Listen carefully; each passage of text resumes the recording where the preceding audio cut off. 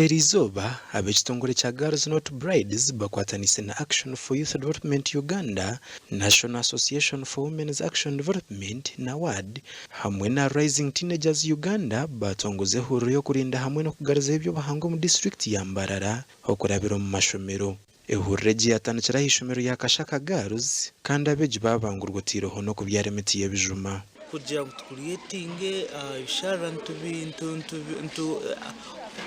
amiza igashema kwana gaza tuntukoza muzafamu so atejo nkeje kutukujifuna amiza gabwo kuza. That's why okushanga abantu bona abari abombe cyonko mbusozi averagire mbatwawa emweje muri bahumura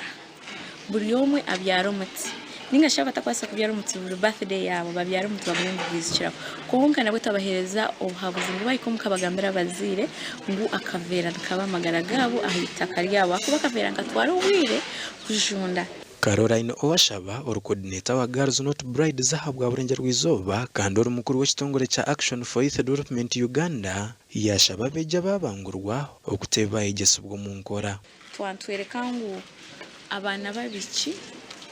na n'abakazi bino umurimo muhango gwo gukora abo kubandi umuntu mu kimanya nk'ihanga ry'U Uganda abana babiki na n'abakazi ninga bamama bitu nibo bakukiza gukora ibintu bya agriculture ninga bikwinga hati baba tabigire mu kibanje kandi ubu kuza kushasa munonga ninga shoka shanga ngo mukazi tiyafu n'ikyanayenda kandi tiyafu nabwire bwo gutwara abana biyo mu ishomero.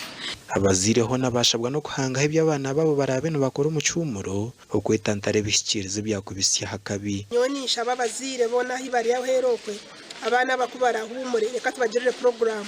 abana babe engaged abana babe busy because umwana hakubari yaho atine cyo gukora atine program arinzira harahumurikire ushanga yatekateka ibyo yakwetakire kuba nakora nayega ngo hato kutugiye mu ishomero ukora ishomero kwati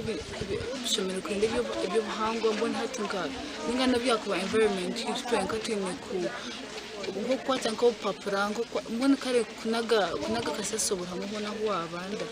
cyane cyubise emirimo y'abantu negumiza mu kumara hebyo bahangwa kandi ikintu kitamagaraga abantu n'enyamishwa harutezo rwo kubonabona ebimera byahiza kwerekerera ahabwa TV West and Aidan Bataringaya.